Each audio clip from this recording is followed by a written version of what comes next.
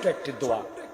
এই দোয়াটার মধ্যে আপনার আমার জীবনের সব চাওয়া আছে, সব এমন দোয়া সব আছে।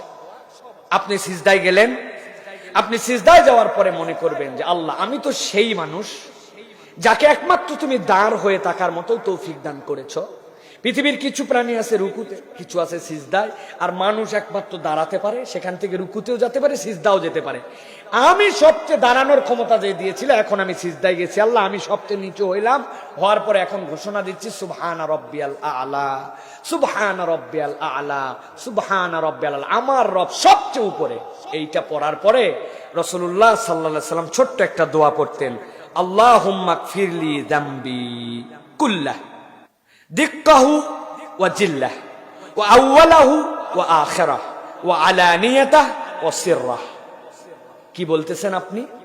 আল্লাহুম্মা গফিরলি যামবি কুল্লাহ, হে আল্লাহ, আমি না এখন মাটিতে মাথা লাগাই দিছি, আমি না বলছি তুমি সবচেয়ে বড়, এখন তোমার কাছে আমার একটা আবদার আছে আল্লাহ, আল্লাহুম্মা গফিরলি যামবি কুল্লাহ, তুমি আমার সব গুনাহ মাফ করে দাও। এরপরে বলতেছেন দিক্কা ওয়া জিল্লাহ। দিক্কা মানে কি?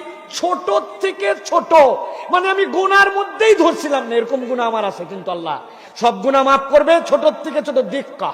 এরপরে বলতেছেন জিল্লাহ, বড় থেকে বড় যত গুনাহ, আল্লাহ আমার গুনাহ মাফ করো, ছোট থেকে ছোট ছোট সব, বড় থেকে বড় বড় সব, আউওয়ালাহু ওয়া আখিরা, একবারে প্রথমে যে গুনাহ করছি ওইটাও মাফ করো, একবারে শেষে যে গুনাহ করছি ওটাও মাফ করো, ওয়া আলানিয়াতাহু ওয়া সিররা, আল্লাহ কত গুনাহ তো প্রকাশ্যে করছি সেটাও মাফ করো, আর যেটা গোপনে করছি সেটাও মাফ করো। এই দোয়া যদি কোনো বান্দা হৃদয়ের অনুভূতি নিয়ে করে, সিজদাতেই আল্লাহ তার জীবন মাফ করে দেবে।